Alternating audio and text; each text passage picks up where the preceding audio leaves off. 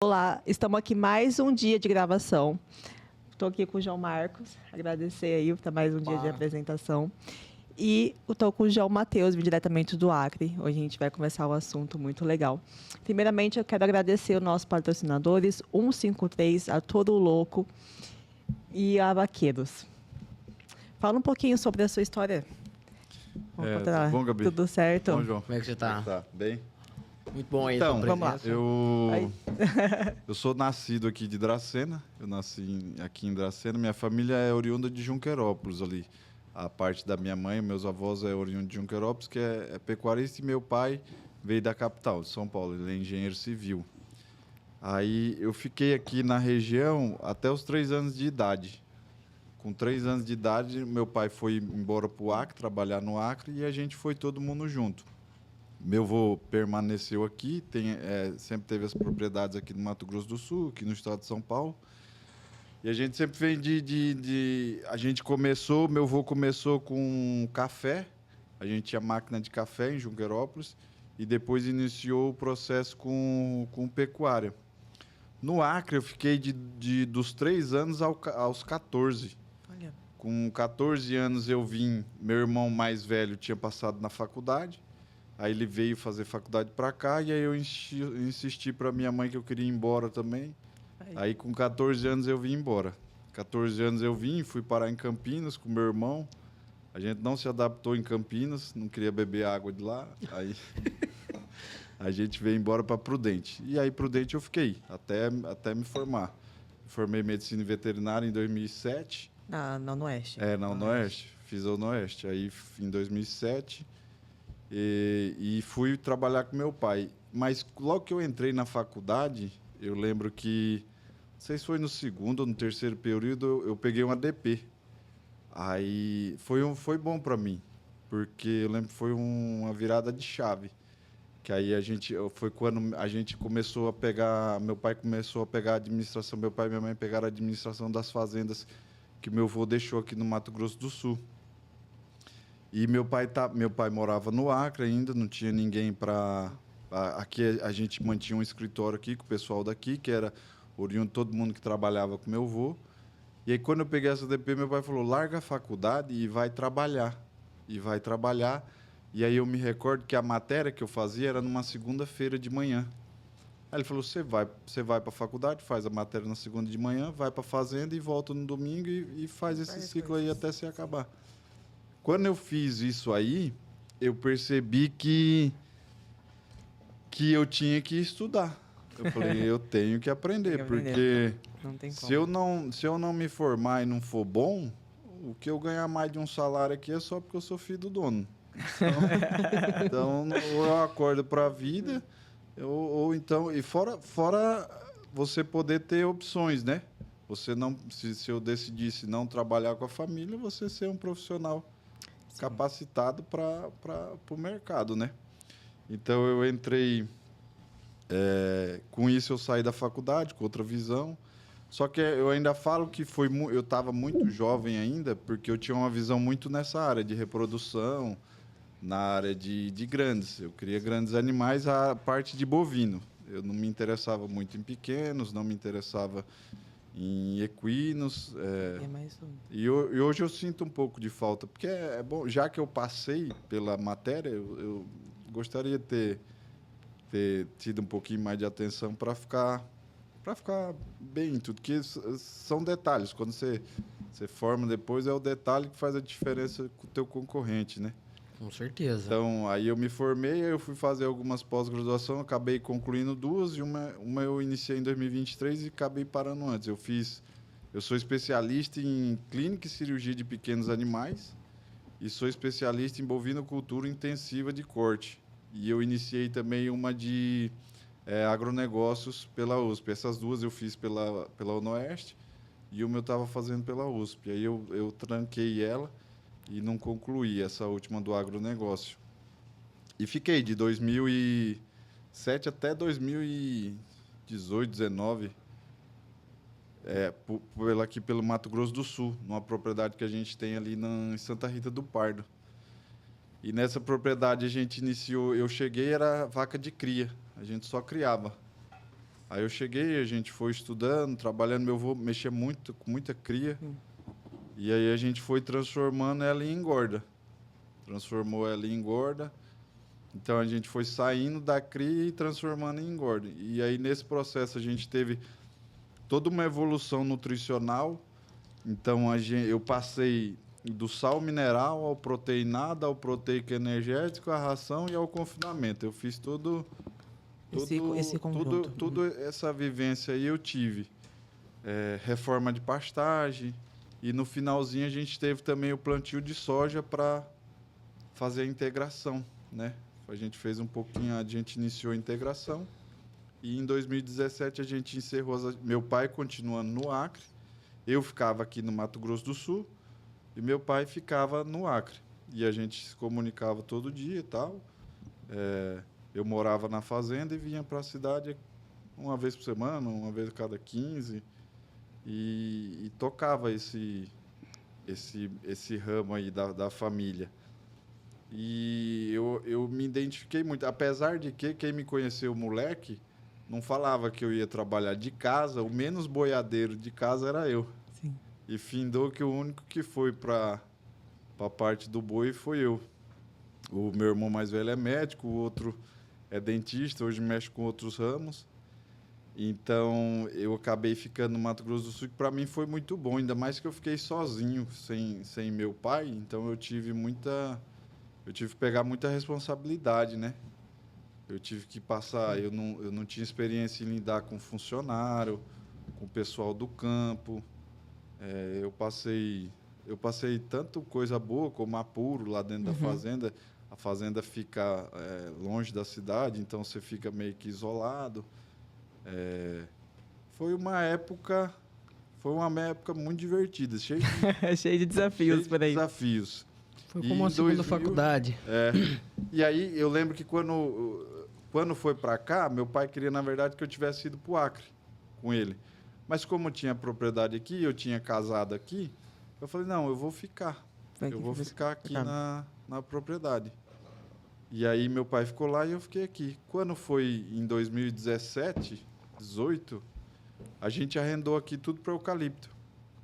Isso, um pouco antes, depois que a gente fez, voltando um pouco, a gente mudando para engorda, na minha pós-graduação, eu conheci o trabalho de melhoramento de carcaça, para fazer marmoreio, para fazer ar de ouro de lombo. Tinha um vizinho meu que fazia, e eu conheci o pessoal da DGT, que é de Presidente Prudente, e eles me acompanharam. E aí eu comecei a retornar à cria. E aí foi quando eu voltei na área da reprodução. Aí eu comecei a voltar em 2014, 2013, eu comecei a voltar para a reprodução. E hoje é o seu foco mais reprodução mesmo. Reprodução. Hoje, sempre foi. Eu falo que por eu ter vivido muito a era do proteinado, a era do proteico energético, quando eu voltei para o Acre, eu optei pelo básico na área da nutrição. Eu optei por pastagem. Porque o proteico, quanto mais você tecnifica a tua produção, você tem mais lucros, mas você aumenta o risco. Sim. Tudo você aumenta o risco. Você começa a transformar, você vai cada vez mais partindo em direção a vamos dizer, no setor, uma lavoura. Sim. Então, vamos dar um exemplo. É o que eu falo. O pessoal fala muito você está perdendo de não estar pondo 2 boi. Não, eu estou deixando de ganhar.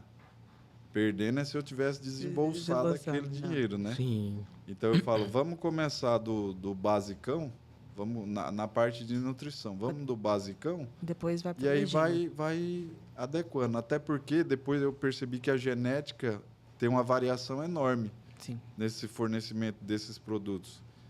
Então, aí hoje a gente já começou a entrar no passo de retornar à tecnologia da nutrição. A gente já está iniciando gradativamente de novo o retorno da tecnologia da nutrição. A gente vem trabalhando, são duas propriedades, dois setores não, são 2 grupos que eu mexo lá. Eu trabalho com a família, então eu trabalho com meu pai, com meu irmão e minha cunhada. Meu pai, a gente vem fazendo um plantel do zero. Meu irmão e minha cunhada, eles vêm de um trabalho antigo do sogro do meu irmão. Caraca. Então, o gado do meu irmão e da minha cunhada, ele já está num patamar genético diferente do que a gente vem trabalhando com o meu pai. Então, com o meu irmão, ele está um pouco mais adiantado. Nós estamos um pouco não, a gente está bem mais adiantado nessa parte. Então, a gente tem, as duas propriedades são atendidas. A gente faz avaliação com o programa da Embrapa, o programa Gene Plus. Então, a gente faz... a do meu irmão está bem à frente da do meu pai. Mas vai trabalhando e Com certeza. chega. E chega. Né? Então, a do meu irmão, a gente já está iniciando uma intensificação um pouco melhor na área da nutrição. Aos poucos, a gente tá agregando. A gente já tem um abate relativamente precoce dos animais só a pasto. Então, e no meu pai também, tudo é a pasto. E a gente fornece pouca coisa no finalzinho. Um sal mineral ali, um A proteinado. gente já está né? saindo... eu venho conversando, às vezes eu encontro a turma das antigas da faculdade, tem uns amigos que estão em umas empresas, as multinacionais maiores, e aí eles comentam com a gente. Vão passando as indicações. Né? Então, a gente saiu de uma... Eu falo que a gente saiu, a pecuária saiu da linha do sal branco, e entrou para o sal mineral. Antigamente, como que era? O sal branco era o padrão e o sal mineral era a exceção. Com o tempo virou sal mineral o padrão e proteinado a exceção. Não é isso? Sim. E agora entrou a linha dos adensados, que são sais minerais com o mesmo intuito do proteinado com um consumo menor. E eu estou vendo que vai fazer essa mesma migração. O adensado vai ser o padrão. E aí depois vai entrar os proteicos energéticos e as rações como exceção. Então, a gente está entrando na linha dos adensados. Hoje, a propriedade já é 100% adensada nos produtos. E só na terminação a gente usa uma ração. Então, mas a gente tem tudo avaliado, tem, tem os GMDs, tem de cada etapa. Aí faz nascimento, peso aos 120, peso aos 240, peso aos 380, e segue. E as avaliações, aí tem as avaliações genéticas, os marcadores, faz tudo. E a gente também está dentro da BCZ também. A gente também está dentro da BCZ. As duas propriedades estão dentro da BCZ, assistida pela BCZ, e a gente faz o trabalho. Então, lá no Acre, eu fui em 2020. 2020 eu fui... na pandemia. Eu parei aqui, não estava fazendo, estava parado, e aí meu pai me chamou para ajudar. E eu fui em 2020 e foi meio tenso. Eu fiquei num vai e vem danado. Eu ficava a família ficou e eu ficava uma temporada lá, uma temporada aqui. 40 dias lá, 40 dias aqui, 40 dias lá, 40 dias aqui. E aí em 2024 eu fiquei. Aí eu acabei ficando. E aí eu venho para cá esporadicamente. Tem minhas filhas aqui, então eu venho visitar elas e fica aí uns 15 dias com elas aí, bagunçando aí de férias aí com elas, para divertir um pouco. Ah, mas isso é bom, tem que ter essa parte, criação né? que você faz, você teve algumas dificuldades ou diferença entre a parte lá da questão do Acre e a região aqui do estado de São Paulo e Mato Grosso? Tem. A grande dificuldade no Acre é bom e é ruim ao mesmo tempo, é a chuva. Aqui no Mato Grosso do Sul, eu trabalhava com uma média de pluviômetro, de chuva de pluviômetro de 1.400 a 1.600 milímetros anos, né? A média do Acre é de 2.200 a 2.400 anos. Eita, bastante. Então, é muita água lá. E o solo lá é muito diferente. Essa região nossa, a gente está acostumado com areia, né? Sim. É mais arenosa. E uma região mais seca também. Lá a gente está numa argila e um silt. A gente tem uma terra lá que a gente chama de tabatinga, que é uma argila branca. Aquilo ali vira um atoleiro, principalmente, você quer ver... E não é que lá não tem seca. A seca lá é um pouco menos, porém a gente vem de uns 3 anos de uma seca rigorosa lá. Quando dá a transição do fim das águas para a seca, vira, em vários lugares, assim, vira atoleiro. E é muito complicado, e é muito difícil. A locomoção da gente lá é muito complicada. Um exemplo, a propriedade nossa, uma das propriedades, é 10 quilômetros só de terra. E se chover, você não sai nem a pé. Nem a pé, se você quiser, você sai. Você tem que esperar fazer um sol. Parece um pantanalzão mesmo. Não é que é pantanal, não chega a ser um alagado de alagar-se, mas é tão liso que cavalo, é muito difícil. E não tem muito suporte lá. O Acre ainda é muito deficiente de suporte público lá no setor. E qual dos dois você prefere, assim? Trabalhar? É. É difícil falar. Eu gosto muito do Mato Grosso do Sul, onde eu fiquei ali na região de Santa Rita ali. Você vê, a pecuária está na veia ali, tá né? Na veia, não tem como. Sim, meu Deus, tem uns pecuaristas grandes. Você vê...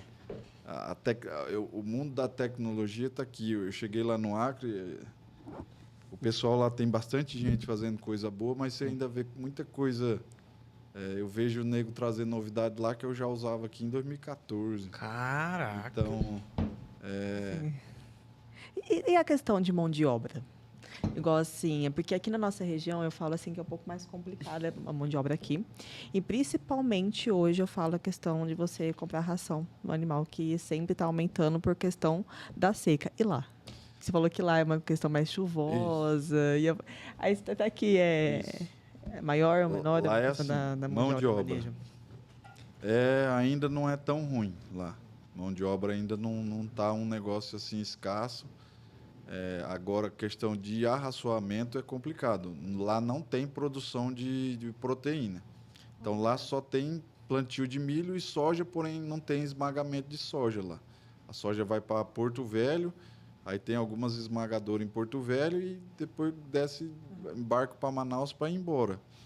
Então, não tem produção de ração lá. Então, a base da ração, quando a gente fala em ração lá, a gente está falando de núcleo e milho. Entendi. São poucas pessoas que trabalham com... Aqui a gente tem várias opções, tem casquinha, tem várias opções. Lá não, basicamente é o milho. É o milho. Aqui tem polpa cítrica, aqui tem Nossa, tudo. mas também deve ser uma fortuna. Não? E a morfologia deles? É diferente? Mesmo sendo a mesma raça? Não. O que aconteceu no Acre é assim, o que eu percebo... Da nutrição. O que eu percebo... Quando iniciou os grandes pecuaristas que foram para o Acre, tem bastante pecuarista lá que entrou na BCZ há bastante tempo. Tem gente que participou da fundação, barará, tal. Então, eles entraram muito numa linha pista. Então, você vê muitos produtores lá com animais muito grandes. Tá? E lá, por ser uma área... Veio bastante gente de fora, tem umas propriedades grandes, com bastante espaço. Então, eles têm animais grandes. Vou dar um exemplo. Essa propriedade do meu irmão, os animais que a gente pegou, que a gente veio, a gente iniciou o trabalho com elas em 2023. 2022 para 2023.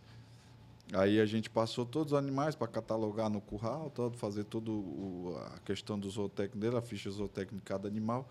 Não foi nenhuma nem duas vacas que a gente passou no curral de 690 quilos parida. Então, assim, eram animais muito grandes, sabe? São animais extremamente bonitos aos olhos. Aos olhos, a cernilha ali é de 1,75, quase 2 metros. As vacas fora do normal, assim. Eu não tinha trabalhado com... Eu era acostumado aqui no Mato Grosso do Sul numa média de 420 a 520. E lá passou, não foi nenhuma nem duas, de 690, 650 quilos parida. Caraca. Então, é uma linhagem pista. Era uma linhagem pista. E a gente vem trabalhando numa linhagem de desempenho. Fazer um bezerro de peso ao desmame legal, um sobreano legal. A linha pista, ela por tendência, pela morfologia dela, algumas características delas, ela não é tão precoce igual outras linhagens. Se você pegar uma de mais desempenho, aí a gente vem trabalhando isso. A gente não quer tirar a beleza do animal, que é importante. A gente percebeu isso, que o acreano ele gosta muito da beleza. Vou te dar um exemplo. Em 2008, 2009, a gente, para comprar animais aqui, na época a gente comprava touros aqui. A gente não se preocupava nem se era registrado, a gente se preocupava se ele era SEIP, que o CEIP é aquele que vem com a avaliação do mapa do Ministério da Agricultura. Então, ele é comprovadamente melhor da safra dele. Ele é os 10% melhores da safra do programa do CEIP. Então, a gente se preocupava em comprar animais já ceipados. O Acre ainda não tem esse mercado CEIP. Sim. Então, a galera lá não liga se o animal é CEIP. Eles ligam se o animal é registrado. É registrado. Mas eu acompanhei um pessoal da Embrapa de lá, eu fui em algumas palestras e o pessoal estava contando, eles fizeram um trabalho sobre valorização do animal. O que valoriza o animal? Aí, em primeiro lugar, não é genético, não é nada, é o nome do fazendeiro. Muito bom. É o nome do... Quem põe infraestrutura é o nome do fazendeiro. Segundo lugar, o nome da fazenda. Aí, terceiro lugar, vem genética. Precisa ter nome, no caso. Entendeu? Então... Às vezes a gente trabalha o desempenho e não... Mas é questão de... As coisas aparecem. Sim. Se você trabalha desempenho, mesmo que você não está no ramo, na hora que o teu produto chegar no comércio, o pessoal vai ver e aí vem. Vai ver a qualidade, a diferença ali. E você vê a diferença entre a questão do arroba daqui lá? É grande. Arroba, que nem, quanto tá aqui hoje? 350? Hoje, se você for colocar na média aí, uns 350. Lá eu vendi. Tem as variáveis, né? Mas dentro da bolsa é 350. Nós vendemos semana passada, bateu sábado agora, 370. Lá tem diferença de castrado para inteiro. Entendi. Então, 270 castrado e 260 inteiro. E aí a gente sempre faz a conta do inteiro. Eu não faço. A diferença é quase 100 conto. Numa época boa, R$50 de diferença. Você fala assim, tá top. Aqui tá R$50 de diferença de lá. Aí vai bem. Agora com essa diferença. Tanto que a gente tá esperando subir lá. Entendi. Aí, só que lá tá tendo uma vantagemzinha na reposição. A reposição tá boa lá. Eu vou entrar para as compras agora, mas eu fiquei sabendo que estava entre R$1.600, R$1.700, R$1.800 o bezerro. Contra que eu conversei com o pessoal aqui, o pessoal está falando 3 mil e pouco já. Nossa, então lá. Bezerro macho. Tanto que não vai muita gente do Mato Grosso e daqui de São Paulo buscar bezerro lá. Eu acho que o mercado de lá não é tão concorrente também, igual daqui, né? Não, lá eu sinto que a gente é mais aprisionado lá. Sim. Nós não temos muito para quem vender. Fica nós uma temos coisa mais o JBS lá e tá cheio de normativa lá por conta das restrições ambientais. Então, grande parte dos produtores do Acre não consegue vender para o JBS. Sim. E aí você fica na mão de 4, 5 frigoríficos das regiões menores lá, que atende a região e vende para Manaus. Então, eu não tenho opção. Vamos dizer, os 3 grandes, eu não tenho Minerva, eu não tenho Marfrig, eu não tenho nada lá, eu só tenho o JBS. Então, e o JBS eles fizeram acho que é um acordo de leniência com o Estado e qualquer propriedade que tiver qualquer tipo de embargo ambiental, não interessa a causa nem o que foi. Sim. Qualquer embargo ambiental, no CPF do dono, encerra, não compra daquela propriedade. E aí eles estão apertando que é assim, agora funciona assim. É um monopólio mesmo. E eles estão apertando assim, eu compro de você. E eu vendo para o JBS. Se você tiver embargo e eu tiver comprado de você, ele quer me bloquear também. Olha, nossa, rivalidade. Então, toda vez que eu vou comprar animal lá, eu falo, tudo bem, eu compro, mas eu preciso de te consultar. Se você tiver bloqueio, eu não posso comprar. Então... Realmente, o nome tem que ser bem... porque o nome tem que ser bem... O boi também vai vir com a marca, né? Sim. E os caras vão pegar a marca também do cara. Documento, né? Papel. Se eu comprar uma cabeça tua, entrou no meu cadastro, ali, já era. Então, só que é um problema, porque o estado do Acre, se não me falha a memória, 70% das propriedades são sem documento. Eita! Então, não é muito polêmicas. Só tem um recibo lá. Eu também estou falando de que eu escutei de boca de peão. Não é uma figura. Vamos mudar para o Acre. Não é assim também, né? Tem que saber, né? Tem que saber com quem você está comprando, para quem você vai vender. Igual você falou, tem que buscar o conhecimento ali, né? Eu acho que tem muita... O Acre é um estado que prometia muito. Sim. E, infelizmente, ao meu ver, questões políticas não entregou nada. E você vê muito crescimento por lá? Cara, tudo depende da política. A terra lá, a gente tem, Sim. com esse regime pluviômetro aí, é muito bom. E a qualidade da terra é boa. Beleza. Tem problemas, como chove muito, a gente tem problema na colheita. Durante a chuva, a terra fica muito encharcada, sabe aquele... Sim. Mas tem tecnologia para isso, tem drenagem, tem um monte de coisa que dá para fazer para você correr disso. E as pastagens são diferentes? Muda um pouco por conta da água. Vou dar um exemplo, o brisantão, que é um capim comunzão, lá não vai. Lá é muito encharcado, ele morre. A almidícola é excelente lá. É um capim que todo mundo usa até para engorda.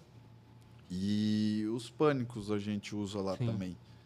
Então, é mais essa questão do brisantão, a gente não consegue. E a braquiarinha também não vai muito bem. Vai, mas... Vocês ficam ali meio em 2 tipos de espécies ali. Fica muito na almidícola. Se você conversar com todo mundo lá, todo mundo quer almidícola. Agora tem um que é muito bom lá, que ele é da família dos... Porque eu não faço ideia que esse... É um tipo de gramínea. Vai ser um tipo de gramínea. Você deve o Tifton. Não tem o Tifton? Tá, o Tifton tem uma lá que é o top, que seria a grama estrela. Sim. Ela é uma parente do Tifton, mesma característica do Tifton. Então, a gente usa em consórcio. Lá é muito complicado a adubação. Eu não sei quanto está o calcário aqui, a tonelada de calcário aqui. Faz tempo que eu não vejo, mas... ele deve ter mais conhecimento. Ali no calcário ali, não sei falar o certo, mas da última vez que eu vi, a tonelada dele estava em torno de uns 5 conto, mais ou menos. 5 mil? Não, deve ser menos. Porque lá no Acre está 900 reais a tonelada. Que quando eu vi, foi numa deve ser época... adubo é muito caro. Ele entra junto. Eu acho que ele... Não. Foi, eu acho que na época que estava na pandemia. Que aí a parte de mineral, tudo subiu muito, né? A parte de adubação. Todas as partes de adubação subiu muito, né? Lá calcarear já é muito caro. O calcário vem aqui de baixo aqui. Então, a adubação de pastagem é muito complicado lá. Então, o pessoal usa os consórcios com amendoim forrageiro, alguma outra coisa do tipo. Porém, a gente está na região amazônica, chove demais. Então, se você bobear num pasto, a praga vem muito forte lá. Não é igual aqui. Então, isso que eu ia até te perguntar. Como vocês têm 2 tipos de cultura ali para colocar a pasto, como que se der um tipo de praga lá, igual você falou, que ali fica muito próximo à Mata Amazônica, como que vocês, sendo que todos os proprietários vão colocar o mesmo tipo de gramínea ali, como que vocês solucionam esse problema? Vocês matam tudo? É um desafio aí, ó. É um desafio. É complicado. O que a gente tem de... O que está tendo lá? O que tem lá que é muito complicado, um dos piores que está tendo lá?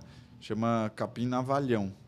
Ele é um pânico, sem nutriente nenhum, sem nada. A produção de semente dele, acho que é mais que o triplo de uma produção de um pânico normal. E a infestação dele é violenta e o gado não gosta dele, não come ele. Ele corta a boca do animal, o gado não come ele. E ele infesta muito rápido, a infestação dele é muito rápida. Então, esse hoje, para mim, é um dos grandes desafios das gramíneas do Acre. E ele invadiu. Sim. E a retirada dele é complexa, porque você pode dessecar o pasto inteiro, gradear e plantar, porém a chance dele voltar é grande. Então o que a gente pode fazer? Desseca ele inteiro, aí quando gradear passa um herbicida chamado atrazina, vai adormecer a semente dele, e aí você vem com o plantio de semente. Mesmo assim, ele vai continuar vindo. Aí você tem que fazer catação nele, colocar alguém para ir no campo e fazer a catação dele com outro veneno específico que mata só ele, e é um pouquinho mais caro. Então, hoje eu vejo ele como grande problema. Aí tem outros, tem o capim PT lá, que é o capim capeta, e não sei se ele é um pânico, ele parece um açaí.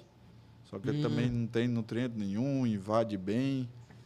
A vantagem do Acre é o seguinte, pelas condições de chuva, se você fizer um manejo de pastagem legal, você tem um volume de pastagem, você fica com um pasto alto, né? Então, Sim. você abafa um pouco as pragas.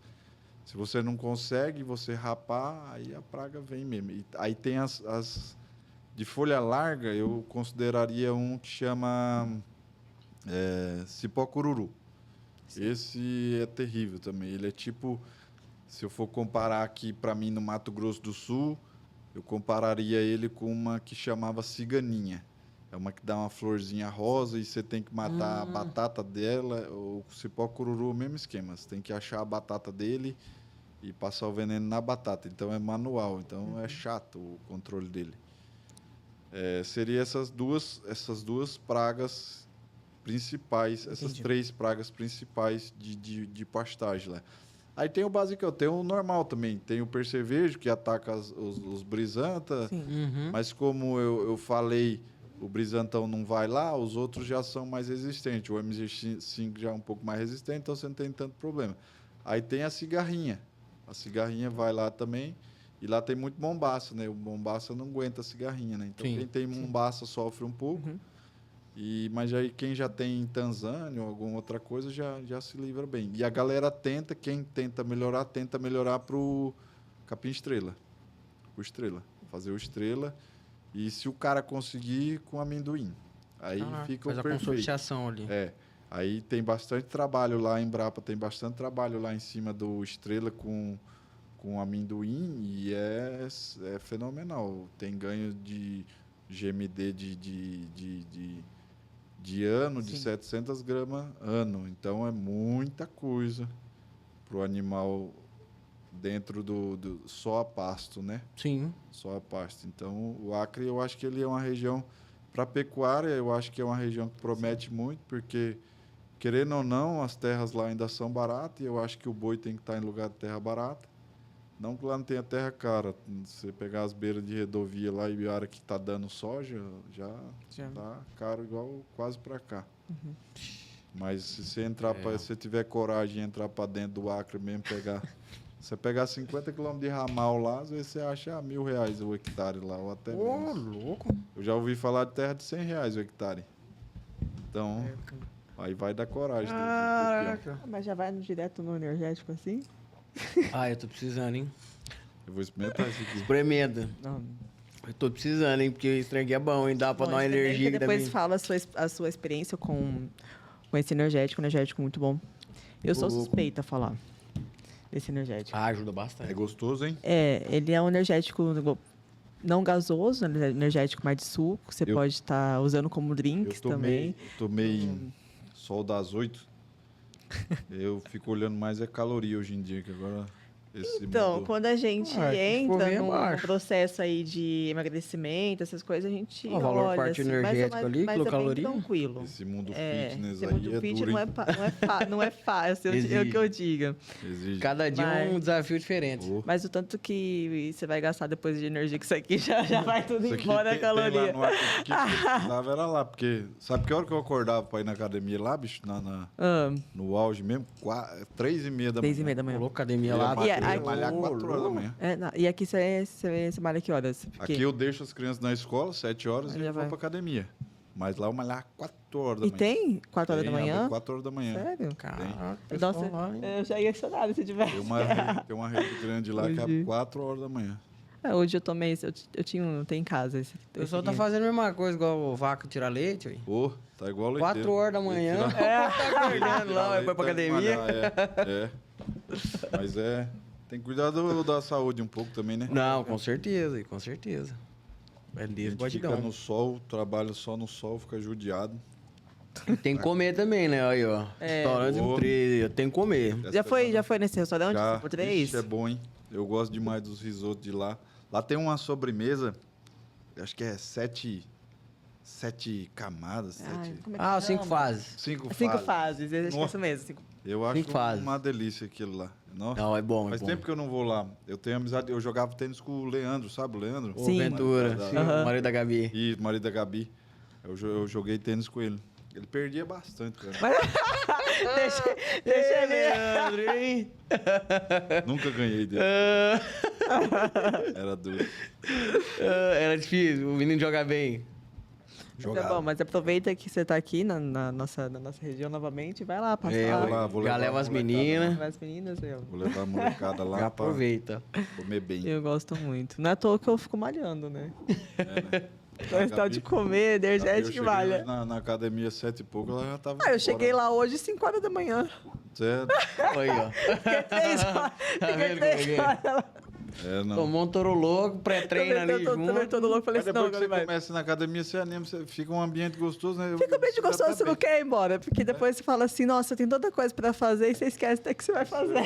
Você tá até bem hoje em dia na academia. Mas é bom. Eu vou justamente por conta disso. Eu preciso de dopamina, eu preciso ter energia, eu preciso ter raciocínio e a academia me ajuda também.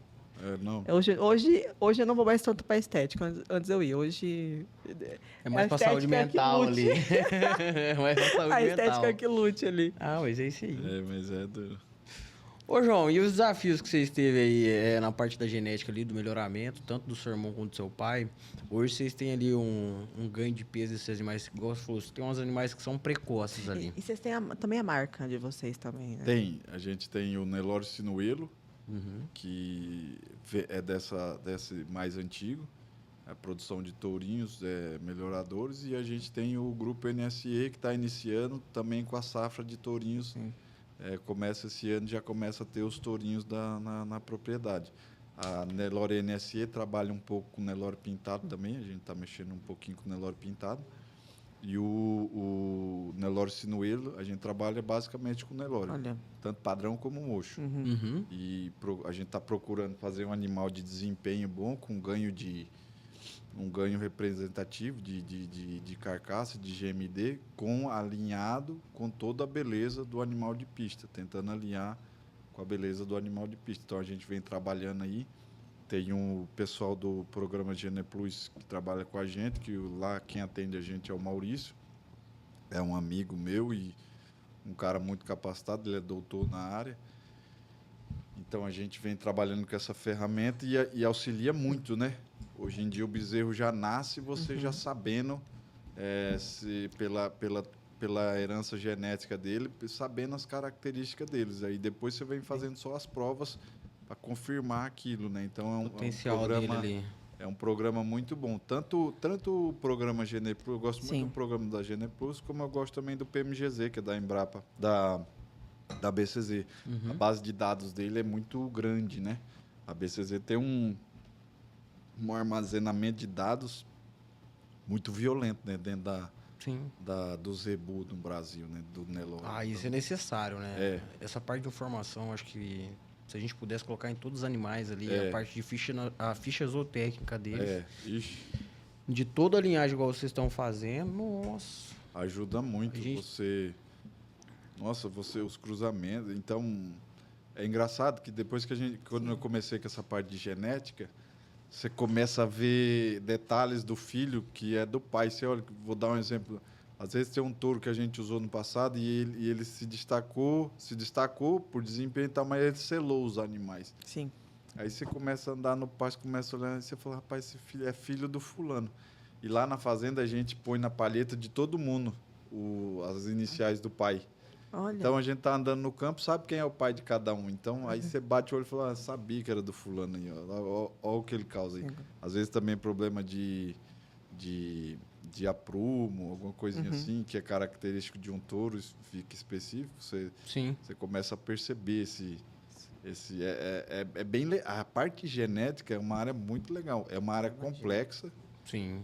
Toda vez que eu vou conversar com o técnico lá, às vezes pifa um pouco a cabeça da gente, porque é muita informação. A gente pensa que não, mas tem uma matemática louca nisso e é muita conta, muita coleta de dados. Então hoje a gente trabalha, eu vou dar o meu serviço lá para o pessoal da Embrapa, coleta de dados. Então eles me pedem as coletas de dados em várias fases da vida do animal e eu faço essa coleta de dados. Aí tem as peculiaridades, tem que ter as formações do lote, lote contemporâneo, tem lote contemporâneo, lote de manejo, e aí eu tenho que passar toda essa informação para eles usam tudo isso, o ambiente, tudo isso para fazer valer as contas que eles fazem lá para gerar as DEPs. Uhum. Então, é um trabalho... Ele, às vezes, é cansativo, mas é bom. É bom depois você ver o resultado. Sim, é muito interessante. Eu gostei demais quando eu conheci o programa da Geneplus, que foi o pessoal da Embrapa que indicou. Nossa, é sensacional. E o ganho de peso lá em relação aos bezerros, ao desmame lá, vocês fazem um CRIP? Como que vocês fazem Não. lá a base de produção? Por a gente trabalhar com o programa de melhoramento, a gente não faz CRIP. O CRIP, quando você trabalha no programa de melhoramento, ele mascara um pouco o desempenho materno. Então, ele vai, como eu preciso avaliar a vaca, se eu fornecer CRIP, ele vai mascarar, o bezerro vai dar um resultado que pode não ser oriundo da mãe. Uhum. Então, a gente evita de dar CRIP. O fornecimento de qualquer tipo de suplementação, caso aconteça, que a gente não fornece, é pós-desmama. Pós-desmama entraria na suplementação. Entendi. Mas a gente mantém tudo a pasto. Lá tudo é a pasto. As duas propriedades é 100% inseminação. Toda ela é de inseminação. E a gente faz acasalamento dirigido. Então, a gente avalia uma por uma vaca e é um touro para cada vaca. Caraca, Então, no dia da inseminação é bem corrido. Não que a gente use, são 2.000 matrinas, não que usa 2.000 touros. Que é usa touro, na hein? média aí de 12 a 18 touros por Separa os lotes. por estação de monta. Não é nem separação de lote, porque não tem muito como separar de lote, porque a gente faz o grupo de contemporâneo. Então, os bezerros, lá a estação de monta é diferente daqui. Lá a estação de monta inicia... o normal inicia ou junho ou julho e vai até dezembro, por conta que novembro, dezembro já inicia as águas. Então, lá eles trabalham na seca. Sim. A estação de monta deles é na seca. Aí a gente trabalha do dia 1º de agosto ao dia 31 de dezembro. Isso na propriedade do meu irmão, do Nelore Sinuela, de 1º de agosto a 31 de dezembro. No grupo NSE, a gente trabalha de 1º de dezembro a 31 de março. Caraca, a janela é diferente, hein? Então, a gente faz diferente. Mas é por causa de uma pressão que a gente tem no grupo NSE. A gente tem uma pressão um pouquinho maior de lotação, e aí eu preciso que tenha pasto bom para esses animais emprenharem. Entendi. E aí a fazenda foi montada para isso. Então, a gente tem o curral inteiro coberto, então eu consigo trabalhar na chuva com esses animais. E já no Nelore NSE, não. No Nelore Sinuelo é normal, é o curral antigo e tal.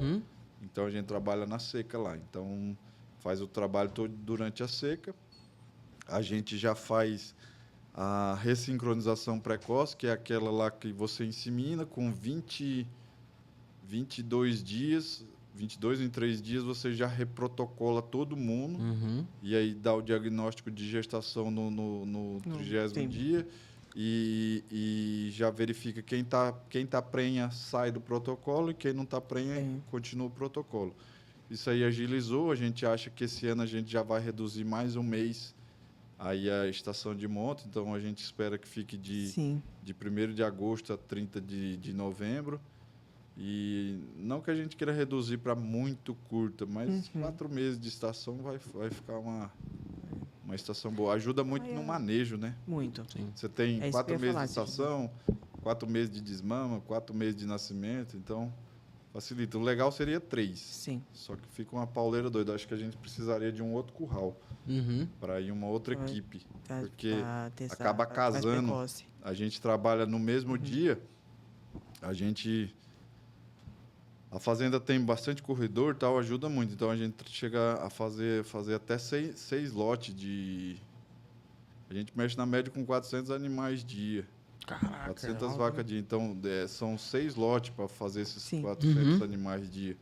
Então, nos dias de inseminação, nos dias de diagnóstico de gestação, é bem corrido. E a gente trabalha com equipe... A equipe não é grande, são 3 peões, 3 vaqueiros. Sim. E 2 braçal, 2 geral, né? Tratorista ou outra coisa. E é o que mexe na fazenda normalmente sou eu, o gerente da fazenda e esses 3 vaqueiros. Então a gente mexe com pouca gente, num volume meio intenso, então é meio corrido. Bem puxado. É, bem corrida. Eu até esses dias atrás teve esse Maurício tem uma prima que está fazendo veterinária e ela me pediu para acompanhar, e aí eu tinha o diagnóstico final de gestação da fazenda e é um dia mais calmo, que aí não é corrida. Aí eu levei ela e mais uma aluna da faculdade e eu quis tentar ensinar ela um pouquinho a dar toque, porque eu lembro que quando eu me formei foi muito difícil, assim. Mas sempre ninguém ensina. Ninguém ensina. Eu falo assim, difícil, a nossa faculdade mesmo é a vida. É a vida. prática e a gente que lute depois. É a vida. Eu lembro, eu dei sorte, nesse ponto eu dei sorte por ter da família. Sim, o pessoal já trouxe um conhecimento para você.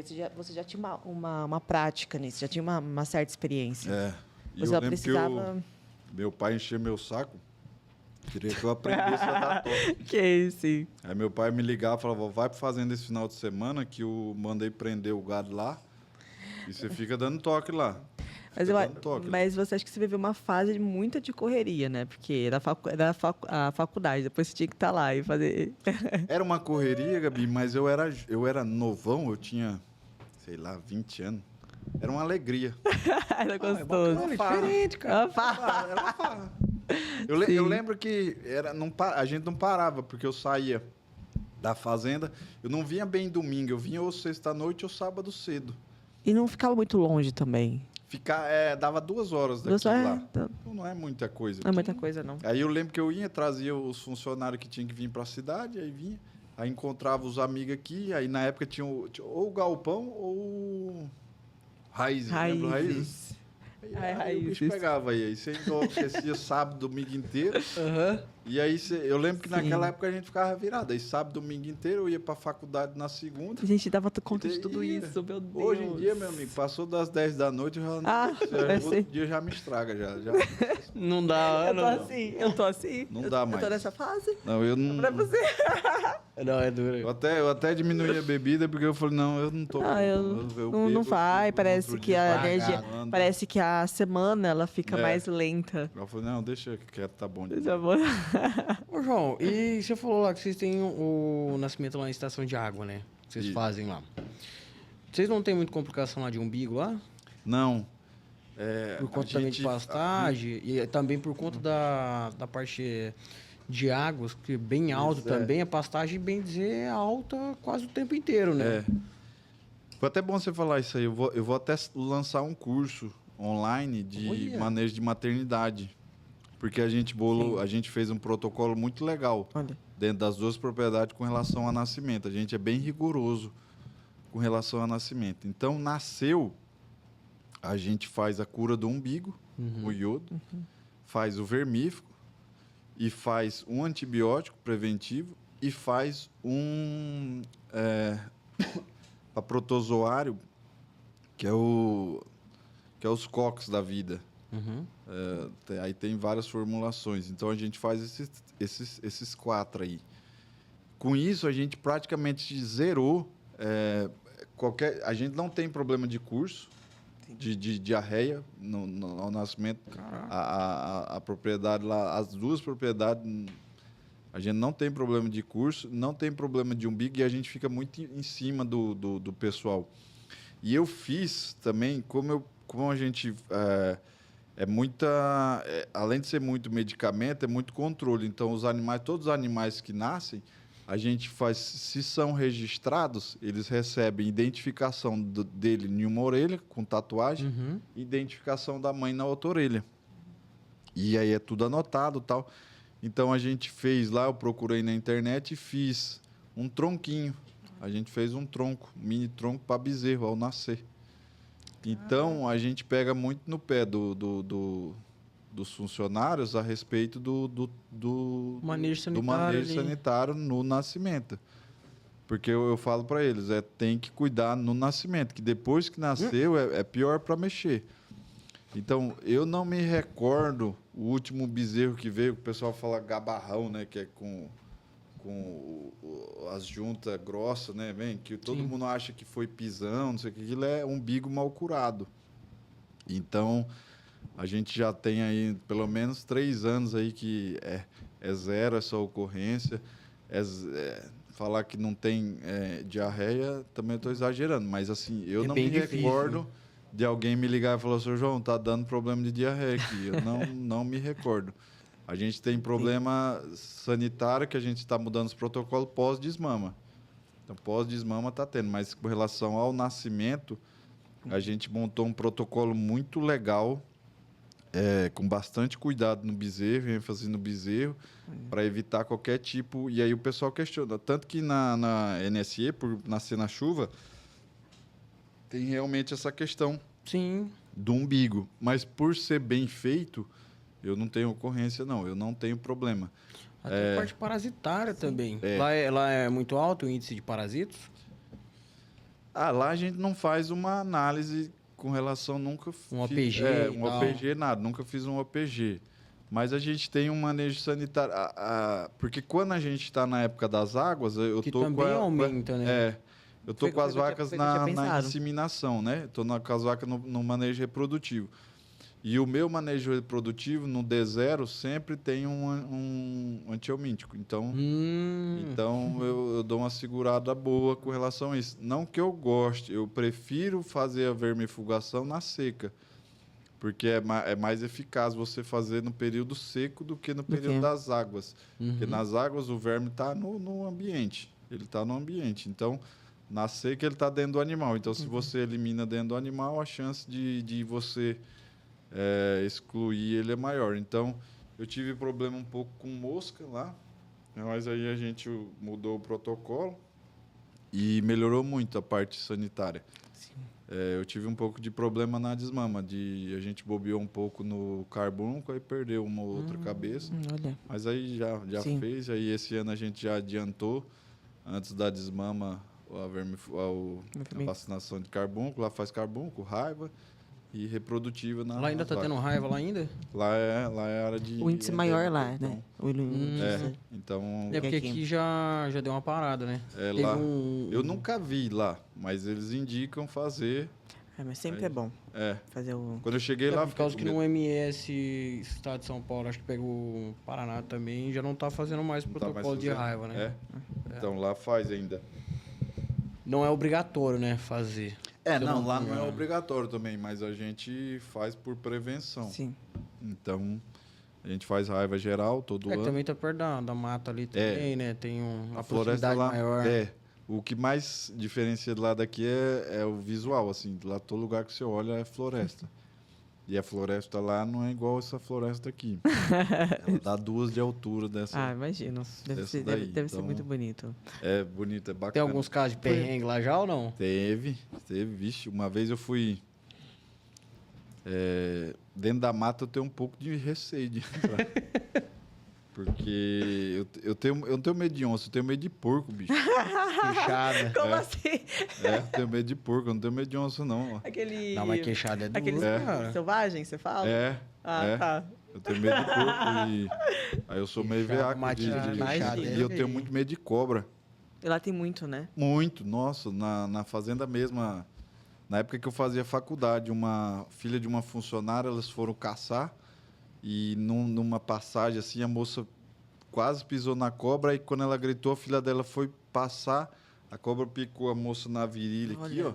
num dia de chuva. E aí Meu você tem que Deus. tomar mais cuidado com os animais por conta de... Tem por que conta tomar, disso, né? tem. Porque aqui a gente tem, mas não, a quantidade não é tanta. Não, lá tem, assim, a gente não tem, vou te dar um exemplo. Eu vi na minha vida 3 onças. Olha, Tudo aqui no MS. Nunca vi uma onça lá. não é invenção. Não. É mais por aqui. Anta, eu já vi um monte. Tudo aqui mas- no MS. Nunca vi uma anta no Acre. Eu acho que é porque a floresta lá tem muita, né? Então você não Sim. tromba com os animais. Bem Mas o difícil. espaço ser maior É, também. eu acredito que sim. E a gente vê muito capivara lá. Capivara eu vejo porque Achei tem na que- cidade, eu achei né? que aqui tinha mais do que... Não, lá do que tem bastante. lá. Lá perto da casa do meu pai, lá tem um parque de caminhada e tem um lagão bonito. Sim.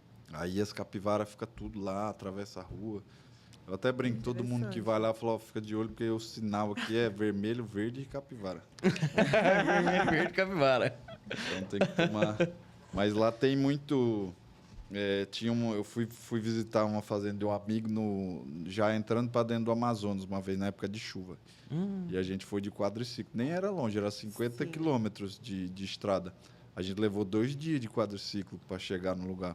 Porque era assim. Parecia, sei lá, aquela novela Pantanal. Sabe? Foi a Ninguém- cena que eu tinha Falei, meu pensado Deus do aqui, céu, no Pantanal. Eu já Eu pensei lembro- na, na Transamazônica É isso aí. lá. É tipo isso. Eu já pensei É na isso aí. Transamazônica em época de chuva ali. E eu achei assim, você vai. Foi logo que eu comecei a voltar pra lá, em 2021, acho que foi. Cara, uma emoção. Aí você vai Eu já fico pensando, rasgando já fico aquele pensando naquelas cenas com um monte de boi na frente e os cavalos atrás passando no rio. Eu tava pensando na tristeza do isso. caminhoneiro. Eles passam de quadriciclo, um monte de caminhoneiro, gente de ônibus. Não, aí, tudo cara. parado na estrada. Eu lembro que aí, durante o dia, uma alegria. Quando chegou a noite que eu armei minha rede, que eu olhei pro céu, só estrela, e eu falei, rapaz, demorou pra gente chegar aqui. Se uma cobra me pegar noite aqui, Como é que faz? Como é que faz? mesmo difícil que foi pra chegar, vai ser pra voltar. Eu morri, né? Não tinha uma comunicação, não tinha um rádio, não tinha um Starlink, não tinha nada. Só via satélite. Eu falei, Se tiver. fala, Só- minha Nossa só Deus Senhora, e agora pronto. onde eu vim parar, né? Eu falei, agora já tô aqui, né? Vamos ficar, né? E aí é rezar pra não dar errado. E aí ficamos lá uns 4 dias, 2 dias pra ir, mais 1 ou 2 pra ficar lá e mais 2 pra voltar. Nossa. E assim, aí fica incomunicável. É uma semana que você não tem comunicação com ninguém, você fica perdido. E o engraçado, e o que é mais impressionante, é que você vai nesse lugar e tem gente morando e acha bom. É que nem eu falo, o pessoal defende muito a Amazônia, que tem que preservar, não sei o que. Cara, quando você tromba com um ribeirinho ou um cara que se o cara tiver uma tosse, uma pneumonia, ele leva de 2 a 3 dias para chegar num recurso, eu falo, velho, isso aqui, ó, tem que ter logística. Tem que ter logística. Eu sei que lá no Acre, eu acho que tem 3 municípios que não tem estrada. Aí você vai perguntar, os caras falam, é muito difícil, é lama, é rio para cruzar. Bicho, o nego foi para a lua. Você não faz uma estrada para um lugar para atender uma população. Pois é, exatamente. Difícil é fazer um foguete pousar de ré. Aí você não consegue fazer uma estrada. E não é para pecuarista, não, é para o povo. Sim. O que eu tenho muita dó lá é do povo. Eu lembro quando eu era moleque, o meu pai comprou um seringal uma vez. Cara, eu achei impressionante que a gente foi visitar lá o seringal. Era um cara usando o rio aqui de necessidade, o outro catando da água do rio aqui para beber. E vai. Aí eu acho estranho que aí o pessoal da cidade grande fala assim, não, mas eles gostam de viver da pesca. Cara, não, é porque o cara não conhece. Mete o cara numa mansão zona no Rio de Janeiro, em Copacabana, Sim. lá, deixa ele 6 meses e fala, agora você vai voltar lá. Vê se ele vai Os querer. defensores de apartamento que fala, É. né? Na hora que o cara vê ali como é que é ali, do batidão lá dentro da mata Cê- lá, aí fala, não, isso aqui não é de Vocês já jeito, não. tiveram aquele social clube que teve uma vez do iPhone? Eu Que era- acho que... Era tipo podcast, um aplicativo? Não cheguei a ver. Não Cara, eu cheguei a bati ver muita isso. boca ali, porque o pessoal principalmente de capital, né? Eu lembro que teve uma discussão a respeito da Transamazônica, né? Porto Velho e Manaus, né? Uhum. E é isolado. Sim. Na época da chuva, isola. Na época da chuva, isola. Então, todo mundo que mora beirando aquilo ali, seja produtor rural, seja extrativista, seja o que for, o cara não tem condição de sair Olha. do lugar. É. Aqui, o pessoal... Eu vou dar um exemplo aqui. Eu conheço gente que tem sítio aqui, vou em Monte Castelo. Bicho, o cara falar que vai pra cidade é 15 minutos. Sim. Você entendeu? Os filhos vão pra escola. Aí você quer que o cara lá viva a estrada vai trazer o progresso, vai derrubar a Vai. floresta. Cara, eu acho que tem que como. atender o povo. Sim. Eu acho que tem que atender o povo. Lógico, ter a consciência ali que, lógico, se não tomar cuidado, não tô falando do pessoalzinho que fica lá na cidade grande e quer falar, mas tem que ser de tal forma, mas tem que proteger. Não, cara, proteger, lógico que tem que proteger, mas vai ver como que é a ação vivência lá constante e faz a melhora também, faz uma integração para ajudar a mata, lógico, mas ajudar a população também.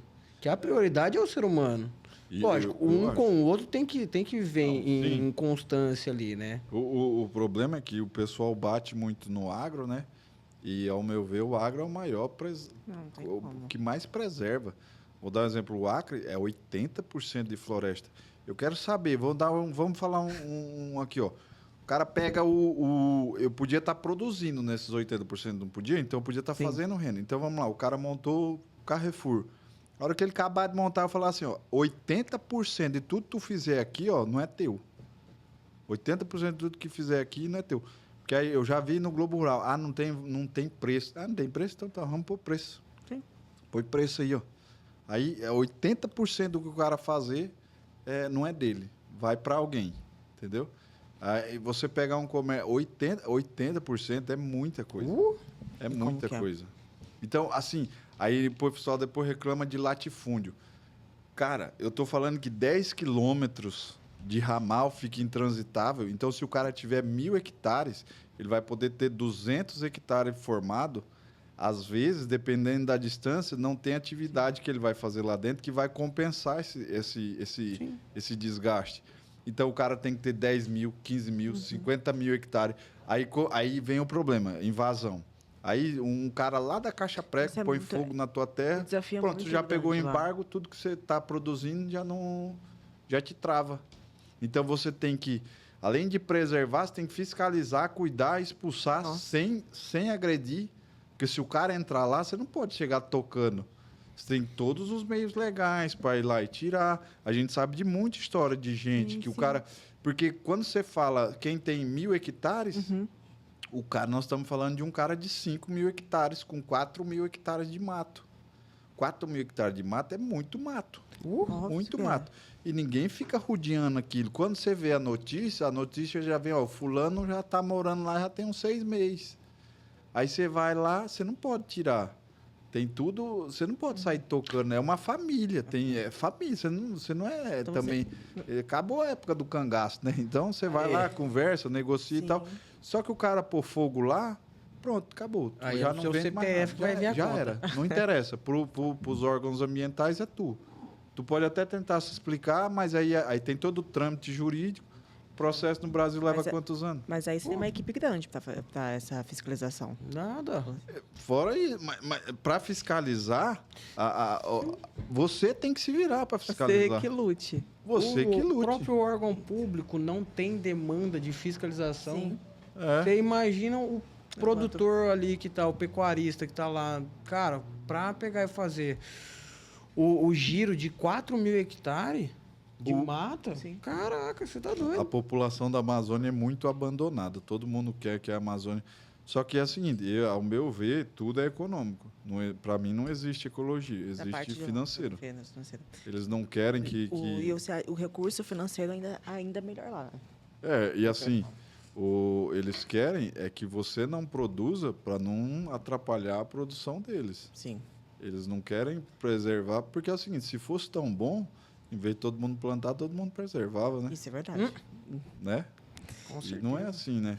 Então, É complicado. eu entendo a demanda do pessoal aqui do sul, de todo mundo que tem, porque se abrir as fronteiras lá Sim. para a lavoura, é um negócio sem fim, né? A produção...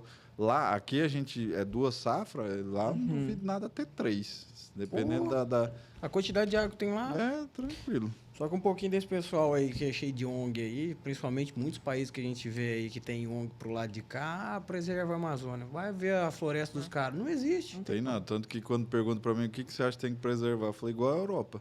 O que a Europa preserva? Eu não ia falar não de É país, 2%? mas... Então, se é para tipo eles tá isso. bom, para mim também. Então, eu tenho muita preocupação com água. Água eu tenho muita preocupação. Eu tenho, assim, o legal a gente tem que fazer, mas se me falar o que tem que preservar mesmo é a água. É a água. Então, as partes de mato ciliar, essas coisas aí, tudo eu concordo. né? Aqui a gente se preocupa por falta de água. É. E lá... Mas o Acre é engraçado. A gente até, pelos 2, 3 anos de seca que teve esses anos aí passados, A gente brinca que o Acre é 6 meses querendo te matar afogado e 6 meses querendo te matar de calor. Lá não mudou. No Mato Grosso já deu uma mudada já. Lá é complicado. Rapaz, e lá é quente, quente, quente. Aí o pessoal pergunta como que é. Lá é quente, igual aqui no verãozão, Sim. só que o ano inteiro.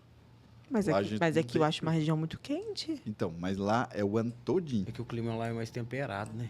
Lá é muito úmido, cara. E aí, sei lá, dá uma sensação que nem aqui, a gente soa tal, mas lá o suor é muito. Você passa o dia molhado, eu não Olha. sei, é úmido. Aqui é mais demais. seco, Cozinhando no ali. Aqui é mais seco, né? É, Aqui é mais... aqui é mais seco, na seca aqui é violenta a seca aqui, né? Você fica Você fica até... com a boca rachada lá. Viu? Então, tirando os 2 anos aí, que foi uma exceção, ao meu ver. Mas eu lembro que quando eu cheguei lá em 2020, meu pai reclamava, não tem par, tá seco. Eu falei, ô doido, vocês ainda tem capim verde aqui, como é que vocês estão na seca? Sim. Eles Aí, têm noção, aí eu até né? brinco com meu pai, eu falei, esses 2 anos que teve agora o passado é para pagar minha língua. Eu até participei de um, não foi um podcast, foi um bate-papo no YouTube com o João Seba, não sei se vocês conhecem o João Seba. Não, você conhece? Não Não conheço. conheço. Ele também é influenciador do agro, eu fiz com ele e com o Giroto, que é de Olha. Tupi Paulista. Uhum. E aí eu falei que lá, eu falava lá, chove demais, chove demais. Aí depois desse bate-papo que eu tive com eles no YouTube aí, virou 2 anos de seca que, meu Deus, Só foi é comentar, pra só. pagar a língua agora. Não, é complicado. Tem hora que realmente acontecem umas coisas aí que você Mas o fala, Acre é um lugar que promete muito. Ah, com certeza. Basta você ter culhão ali É porque mesmo eu falo pra assim, produzir. independente da onde que você estiver, sempre vai ter desafios. Não Vai. adianta. Não tem que falar Vai. assim, não, é tudo maravilha, não é. E eu acho que é questão de tempo. Sim, Questão de tempo, acostumar. porque- Tá começando a entrar pesada a lavoura lá, né? Uhum. A hora que o pessoal de baixo aqui enxergar... E lá tem uma estrada tá saindo a estrada pro Pacífico aqui por Corumbá, né? Uhum. Sim. Vai sair a ponte... Lá já tem a estrada pro Pacífico. E não foi usada. Não usou. Então a gente tem a estrada para chegar no Pacífico e não usou. Não tem... Eu não Tem sei de que forma que Sim. faria isso. Aí já é Pra poder fazer o público. escoamento ali Mas e a tal. estrada existe. Então, eu acho que Mas falta mais poder público. Eu acho que com certeza, Liz, eu acho que também tem muita gente que influencia também nessa parte aí, não só o governo, mas tem pessoas por trás Tem, ali, né? porque, tipo, Não tem pô, como. já imaginou tirar o escoamento aqui de Santos, Paranaguá?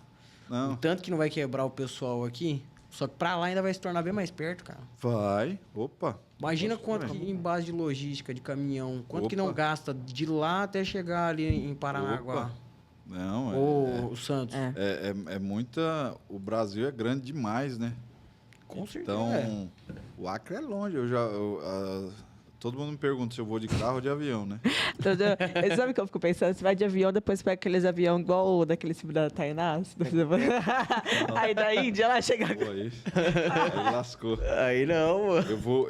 Aqueles aviãozinhos tanto que vai repousando assim na beira do rio, assim. Eu já fui muito de carro.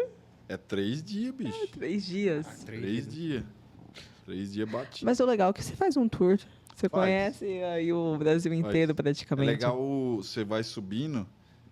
Quando chega ali em Rondonópolis, você pode ir para Cuiabá, né? Sim. Ou então você entra ali pra Aham. Chapada e aí você sobe pela Chapada. Ou você, em vez de ir aqui por Campo Grande, aqui, você vai por Fátima do Sul. Fátima do Sul, não. Altaquari. Não é ali Como que Alta... chama aquele que tá de lavoura do Mato Grosso do Sul aqui? O Chapadão do. Chapadão do Sul. Chapadão Chapadão do Sul. Você vai pro Chapadão do Sul e sai lá em... Você vai ser em Altaquari lá. Você sai na Chapada dos Guimarães lá e você vê Isso, toda aquela parte bonita. Se você quiser parar um dia, 2 ali, Lá no Parque dos Veadeiros ali, É. né? Divisa ali você com passa por ali perto. Goiás ali. Sim. Você sair de Cuiabá ali. Sim. E já vai. Aí você... Ah, não, ali já não, né? Quem tá aqui no Chapadão aqui vai sair no divisa com Goiás, Minas ali, né? O Chapadão já vai estar no Cuiabá lá, né? lá perto de Cuiabá, lá. Sim. Você vai sair lá perto de Cuiabá.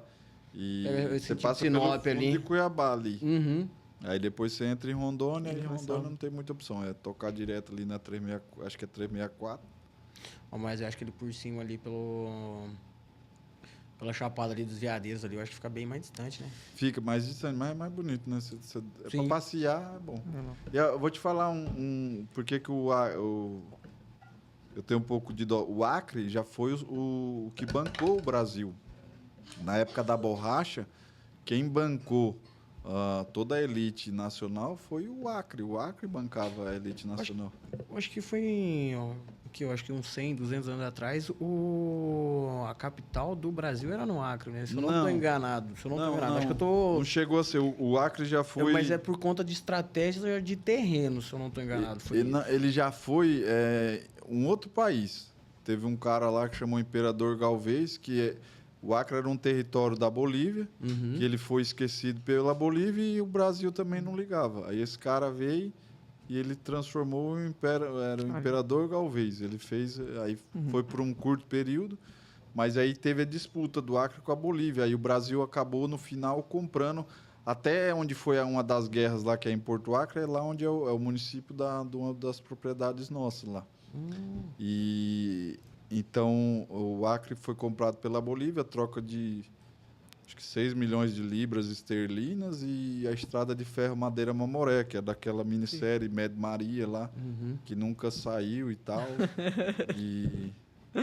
Mas o Acre era para ser um estado promissor. Eu lembro que o Acre, ele tinha, há muitos anos atrás, ele era melhor que Rondônia. Era maior que... Hoje, Rondônia nem se compara. Não, ali tá desenvolvido, cara. Nem se compara. O Acre, se eu não me engano, é 98% ou 96% de área de reserva.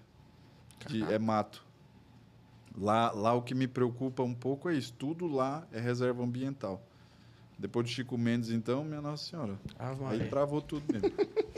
Chico Mendes e a Marina Silva e acabou. Aí fica complicado. O pessoal ali é triste. Aí não tem mais nada. Só que não coloca a botinha lá. Não, eu fico doente quando o nego fala assim, a floresta é muito bonita, o valor é incalculável. Então me paga só um pouquinho, que já tá bom. Me paga só um pouquinho. Sei que você quer me pagar. Tira um pouco do dinheiro da ONG e manda pra mim. E assim vai. Mas não. E tem muita gente lá no... Assim, conversa de peão. Eu sei que lá no Acre você anda lá, os carrinhos do governo, tudo tem um símbolo de um banco alemão. Aí eu fui atrás de saber o que é esse banco alemão. Esse banco alemão, o que eu fiquei sabendo, ele dá dinheiro para o governo segurar o desenvolvimento. Eles querem... Porque aí eles fazem o... Sim. Como eu sou um preservador, né? Eu ajudo a manter a floresta. Só que ele faz o que ele bem quer. Quem se lasca é o povo, né? Bom, também é conversa de peão. Não sei se é bem isso também. Tem coisa que é complicado. Mistério. Mas muitas das vezes acontece, né? Se há uma conversa, aonde há fumaça, há fogo, né? Com certeza. Aí, João, mas é isso aí. Ô, João, mas conta aí pra nós aí também, um desafio aí que foi marcante aí na sua vida lá. No Acre? Isso. Água. Não. Eu nem tô brincando. O que para mim é muito difícil lá é a distância. Eu sinto lá um pouco isolado e abandonado. É isso que eu falo, os problemas de lá, gente. Sim, lá não é muito assim, de muita gente, de fazer muita amizade, essas coisas. Cara, igual, eu não sei por exemplo, se aqui. por conta de eu ficar na fazenda a semana inteira, Sim. o meu leque de amizade lá é muito, muito restrito. Eu tenho poucos amigos lá. Tenho bons amigos, mas poucos. Lá tem quantos habitantes, mais Uma ou menos? cidade de uns 450 mil habitantes. não, o é estado bastante. inteiro, acho que Caraca, gera em 1 bastante. milhão de habitantes. O estado inteiro Sim. gera 1 milhão de habitantes. E aí ele é um pouco esquecido do resto da federação por isso. Porque ele, se você parar para analisar, ele não é nem... Acho que ele é 0,1% do eleitorado do Brasil. Então, tanto faz para quem ganha. Sim. Então, eu considero lá meio abandonado por isso. Então, eu acho que ele é um estado bem diferente. Eu não consigo te falar com o que ele parece. Entendi. Estado. Eu andei É como se fosse independente ele ali, esquece o resto e só vive ele ali. É bem precário lá. Lá tem Eu nunca andei em 10 quilômetros de estrada boa lá, bicho, de asfalto. Mas você sempre tem que ter. Então, Não adianta, tem que ser uma Dodge mesmo. E- Daqueles lados lá, não Rapaz, não adianta. aguenta ainda. além de não O aguentar, batidão. não tem oficina para tem arrumar. oficina. Então, aí piorou ainda. Eu tenho que mandar pra Porto Velho, Pô, que é uma aí- pancada também. Mas eu acho que é um estado que promete muito, um estado que tem muito aí a fornecer. A pecuária lá é muito boa, tem bastante, Sim. tem muito pecuarista bom pra caramba lá. O pessoal entende muito. Isso é bom. Mas eu acho que a gente está um pouco esquecido aí do resto do Brasil. Então, uma das maiores dificuldades nossa é logística lá. Para tudo nós lá é mais complicado. Então, você chegar lá é difícil, você sair de lá é difícil, as tecnologias demoram, insumo é muito difícil. Sim. Se você falar em adubação de pastagem, se para cá é caro, lá é o dobro. Caraca. Então, é bem desafiador lá. Então, Imagino. por isso que talvez a pecuária esteja indo bem lá na maneira antiga. Todo mundo faz a pecuária antiga, é pastagem. Por Então, mais. eu sei de 1 ou 2 confinamentos, mas ninguém gosta. Não tem grandes resultados. É o que eu ouço, né? Eu nunca fui atrás. Sim. Mas eu acho que a gente precisava de um pouco mais de suporte, pelo menos de logística. O Acre é muito deficitário disso, então se o poder público ajudar, ou então pelo menos não atrapalhasse também. Sim, eu concordo. E privatizasse Sim. ali. Eu também acho. Tem um projeto. Não só ali, né? Mas tem muitas estradas que também... Cara, até privatizam, só que acaba acontecendo muita coisa errada, né? E outra coisa que não está tendo lá é assim: pode desmatar 20%, né? Só que não pode. Ele não sai a autorização. Ué, Eles não dão documento. Não dão a liberação para você fazer o seu desmatamento. Então, você fica. Aí por isso que eu acho. O que eu acho? O pessoal fala da Amazônia. Eu acho que a Amazônia vai derrubar, não pelo grande Sim. produtor, vai derrubar pelo pequeno. Porque hoje em dia você tem internet em todo canto. Ainda mais agora com a Starlink, né? sim. Aí você acha mesmo que o ribeirinho que tá lá, e assim, o cara tem um rio de terra. Esses caras, eles ficam alojados num lugar que é 10 quilômetros para um lado, 10 quilômetros para 20 quilômetros para cada lado, não tem uma alma. Então ele entende que é tudo dele ali. Aí um cara que tá lá vendo o cara na novela das 8, na praia, sem bater um prego, andando de carrão com uma mulher bonita, e ele lá no meio do mato, sem ter nem banheiro, ele vai querer ficar naquela vida? O que ele tem a perder se ele derrubar? Nada. Ele não tem nome, ele não tem documento, ele não tem nada. E eu acho que a floresta vai cair por isso. Entendi. Ela não vai cair pelo produtor de soja aqui. Ela vai cair pelo pequeno lá. E se não der suporte para o pequeno, se não der esse atendimento ao Aí pequeno, complica. eu acho que... Eu não estou falando que... Eu Sim. acho que a nossa geração não vai ver isso, mas talvez das minhas filhas ou meus netos, eu não acredito muito que isso fique, não. Porque o cara vai. O cara Sim, vai. sim. Lá tem muita área de invasão. Não é invasão. O Acre é feito de seringais, né? Então, são documentos aí de 120 mil hectares, 300 mil hectares de um cara que morava no Rio de Janeiro, já teve 10 filhos, 11 netos, 10 bisnetos, e tá tudo no nome desse povo aí. Então, e ninguém tem mais dinheiro. Então, é tudo com documento, mas ninguém mora. E os ribeirinhos, o pessoal vai para pegar castanha, vai para Sim. pegar as coisas e vai abrir. O cara vai abrir. E como é diferente daqui, se você tiver uma propriedade enrolada aqui, é só você. Sim, Lá é todo mundo. Então, o comércio diferente paralelo a cultura, existe. né? Então, o comércio Diferente. paralelo existe. Então, e não é no Acre, é na Amazônia. Amazônia. Caraca. É na Amazônia. É isso que eu ia falar. Amazônia É inteira. outra realidade. Então, precisa dar condição para o povo. Precisa dar condição para o povo. Eu não acredito que é o grande que vai destruir, não. Até porque o grande preserva o nome. Eu vejo lá, a gente conversa acha que com o é os pessoal, todo pequenos mundo mesmo, é? borra de Nesse medo. caso, você tem razão. O cara borra de medo Sim. de ter o CPF sujo e travar as vendas dele.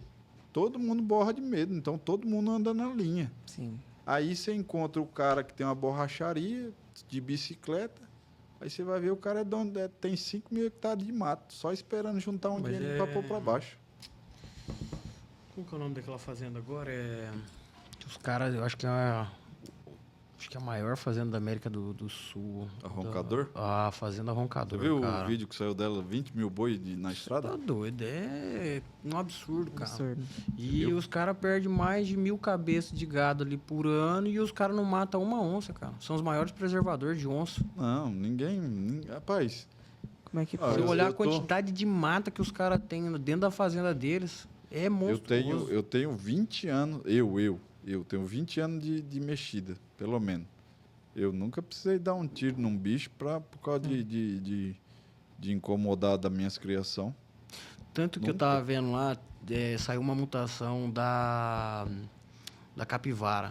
O único exemplar, acho que no mundo.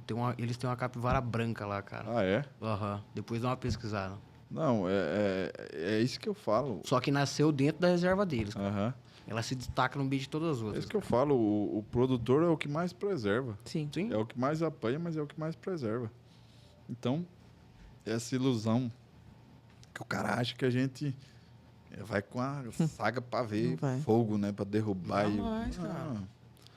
A gente quer produzir e tem que preservar, até porque, vou te dar um exemplo. Por que eu não tenho perca lá com onça, com nada? A gente não tem caça dentro da fazenda. Então, eu acredito que dentro da floresta esteja uma fartura de animais. Com certeza. Então, o bicho não sai para fora para perturbar. Uhum. Então, não tem... Como é que vai pegar o bezerro lá? Vive tudo em harmonia. E a questão de manejo. Ah, você tem uma vacada do lado do mato, uma onça pegou. Tira de lá, joga um animal maior, pronto, acabou. Acontece de pegar esporádicamente, acontece, mas não é nada que vai não A vai perda falir ali ninguém, não. é baixa, né? cara? Não vai falir ninguém, não, por causa disso. Vai me falir é o MST entrar lá e bagaçar E, porra. tudo, pronto. Ou então alguém entrar no meu fundo lá, meter fogo em tudo lá e depois eu ficar embargado. Isso aí que vai me prejudicar. Agora o bicho não vai me prejudicar, não. E o duro que daí tem que ser no amor, né? É, no amor. O amor, porque se você for, se você for certo, você tá enrolado. A ferro e fogo, sortar umas Ó. azeitonas lá, fica difícil o negócio, difícil, hein? não. Tem gente lá que tá enrolado lá, porque deu uns problemas lá e o cara no direito dele fez o que tinha que fazer e tá dando problema. Então, tem que tomar cuidado. Os tempos são outros, né? Acabou aquela Só que o conversa. duro que o amor não produz, né? Não, nem Não é só isso. Eu lembro o meu avô, a gente está aqui no MS aqui, meu avô contava muita história dos fazendeiros da região aqui. Aqui tinha nego brabo. Aqui tinha nego brabo. Meu avô contava história de vizinho da gente. Tem até a história de um vizinho que eu acho sensacional. O cara trouxe a braquiária, sei lá da onde, da África. Pecuarista gigante ali. Pecuarista gigante trouxe a braquiária da África. E aí a estrada passava dentro da propriedade dele e ele fez um canteiro de braquiária. E passou um outro fazendeiro, grande, mas menor que ele, e catou uma muda. O cara viu, passando de avião, viu, desceu, foi lá no cara, falou, você não quer a braquiária? Então agora você come. Botou a arma na cara do cara, falou, então você come agora. Tem que lute. E fez o E cara assim comer. vai. Então, aqui era tenso. Lá eu nunca passei Um perrengue ali. perrengue nesse sentido, não. Eu sempre... Apesar que nem eu converso com o pessoal daqui, a hora que fala que tá no Acre, nego já pergunta, ei, lá, nego morre, nego mata. Não, bom, se morre, mata, não, com a gente lá não. Fica Comigo, pelo menos, nunca tive problema. Não, Nunca teve. tivemos problema, não. Lá tem muito problema de criminalidade dentro da cidade, Sim. mas assim... Ah, mas qualquer lugar é um pouco assim. Bem mais cegado. Não sei. Também eu tô numa época já meio desenvolvida, né? Acho que Sim. no passado, talvez, né? Sim. Porque a gente percebe quando você entra dentro, que nem eu entrei nesse mato aí, que fiquei 2 dias pra dentro, aí você percebe que se alguém morrer lá, é um mês pra descobrir que morreu. E olha lá, quando olha lá. descobre. Mas o Acre eu acho que ainda promete muito. Falta Sim. um pouquinho de desenvolvimento, Com um pouquinho mais certeza. de atenção. A pecuária de lá é boa, tá cada dia melhor. Ah, eu imagino. Sim. Tanto que vai muita gente daqui pra lá pra buscar Sim, com animal. certeza. A gente vê aí também. Às igual vezes o você pessoal falou, liga atrás da gente querendo. O pessoal, você vê o pessoal trazendo de lá pra cá. É. Só que também é um trâmite danado, né? É meio trabalhoso. Uma vez, quando a gente tinha propriedade aqui, a gente trazia animal de lá para cá, Sim. para engordar aqui. Mas era meio... Foi bem no início, quando começou que eu lembro que eu... É que eu não vou lembrar da arroba, mas eu comprava bezerro lá R$ 150. Olha. Isso em, Caraca. sei lá, 2008. 2008 acho que eu comprava R$ 150, R$ 200. Aí eu lembro que encareceu, foi para 400. Aí depois só subiu. Mas foi bom. Foi Sim. bom essa subida, que aí valorizou. Ô, João, e uma palavra aí, ou um contexto de palavras que você pode aí ajudar pessoas que estão querendo investir, ou pessoas ou que um têm incentivo. um pensamento de querer saber como que funciona, e você como pecuarista, tendo esses desafios, o que você indica, o que você ajuda aí com esse contexto de palavras aí? Pecuária é um negócio muito bom, porém ele não é mais igual se fala antigamente. Antigamente você não tinha... vou pôr o boi no pasto e tchau. Né? Sim. Hoje em dia o teu controle financeiro é extremamente... A sua análise econômica do negócio é muito importante. Vou falar no Acre, talvez um pouco menos desafiador por ter terra barata. Você ainda tem um custo vamos dizer, de arrendamento de pastagem relativamente baixo. Quando a gente entra em regiões igual a de vocês aqui, que a cana-de-açúcar vem e você tem que disputar a pecuária com a cana-de-açúcar, torna-se um investimento de bastante análise. Você tem que tomar muito cuidado para não tomar prejuízo. E a gente vem vindo aí de um tempo de uma variação de preço de mercado muito grande. Hora está muito caro, hora está barato, então... Fica nessa oscilação. Só que eu gosto muito ainda do boi. Porque é difícil... O prejuízo do boi ele é um pouco menor. Dependendo, tudo depende, né? Mas a chance de você ter prejuízos não de quebrar é maior. Então, é diferente de uma lavoura, que você pode perder toda a safra, né? Sim. Então, mas a pecuária, eu sou meio suspeito, eu gosto muito de mexer com a pecuária, na parte de cria, essa parte que a gente faz de reprodução, de produção de touros, eu gosto muito. E você tem que ter uma análise financeira grande e tomar muito cuidado com tecnologia. Tome muito cuidado com tecnologia, porque o que mais tem é tecnologia milagrosa e não é assim que funciona. Não é assim que funciona. Sim. A variação ambiental é violenta, onde você está, que animal que está comendo, é muito diferente o tipo de pastagem que você está. Então, hoje em dia você escuta muito, vou dar um exemplo do confinamento do alto grão, né? O alto grão é um excelente negócio, só que ele causa um problema que é a acetose ruminal e pode dar laminite, o animal pode acabar morrendo. Ou um empanzinamento, alguma coisa assim. Sim. Dependendo do tamanho do teu confinamento, 2, 3 animais que foi o teu lucro do confinamento. Então, é barato, né?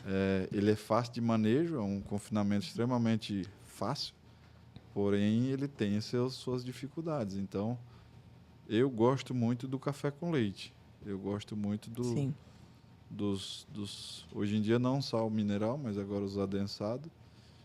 E trabalhe com calma, vá com calma. Olhe o negócio inteiro. Se você vai comprar uma propriedade, olhe também na valorização da propriedade, olhe tudo. Olhe tudo que você vai fazer. Olhe o risco, onde você está, que jeito que você vai mexer, o que você vai criar, o que você vai fazer cria, você vai fazer recria, você vai engordar, você vai fazer tudo, dá, não dá,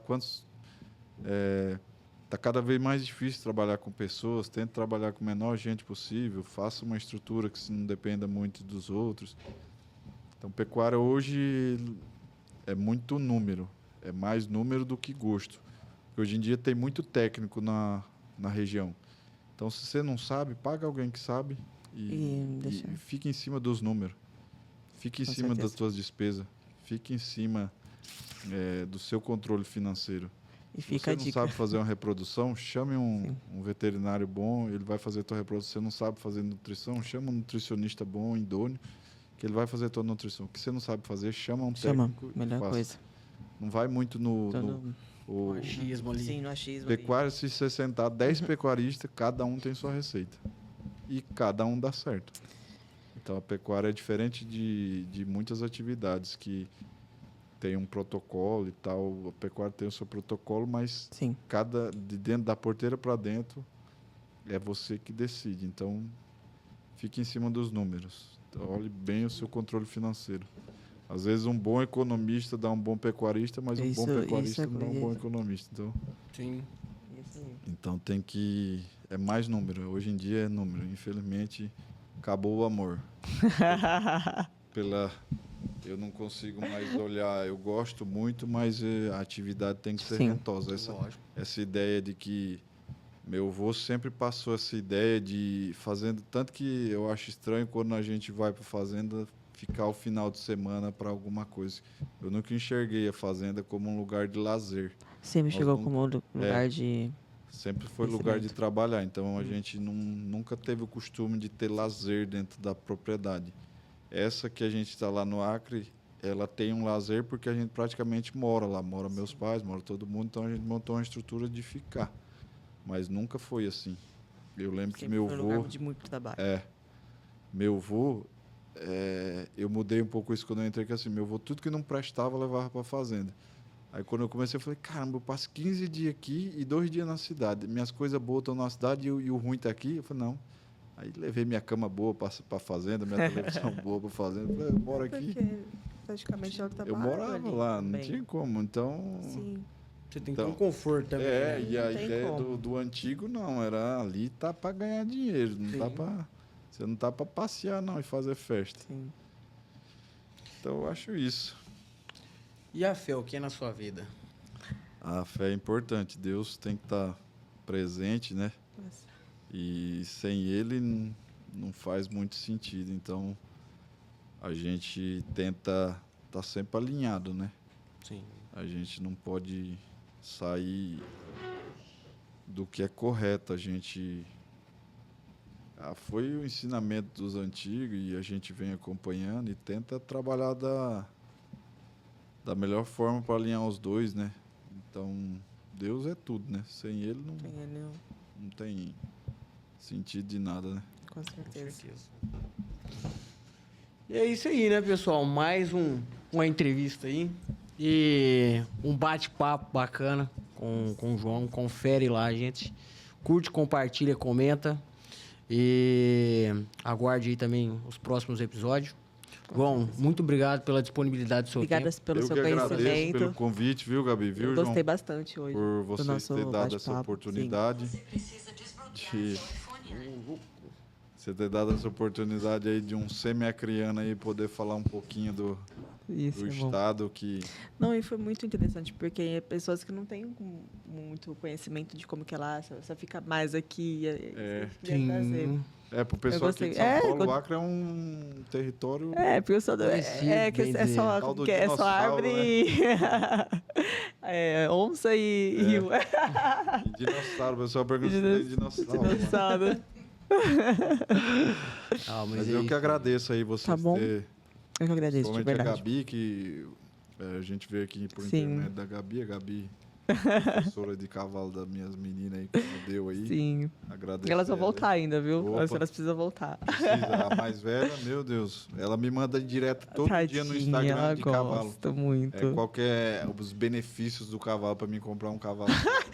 Aí, pronto. O dia inteiro. O dia inteiro ela manda. Aí, ó, O dia inteiro acho que a manda. Gabi dela falou. Aí Os eu arrumo um benefícios. cavalo pra ela, mas eu arrumo lá no Acre. Ela fala, mas aí não adianta, pai. Não adianta. Tem que vou vir aí- aqui. eu vou 2 vezes no ano. Não, mas aí dá só- pra gente depois entrar num acordo, isso aí. Eu sei.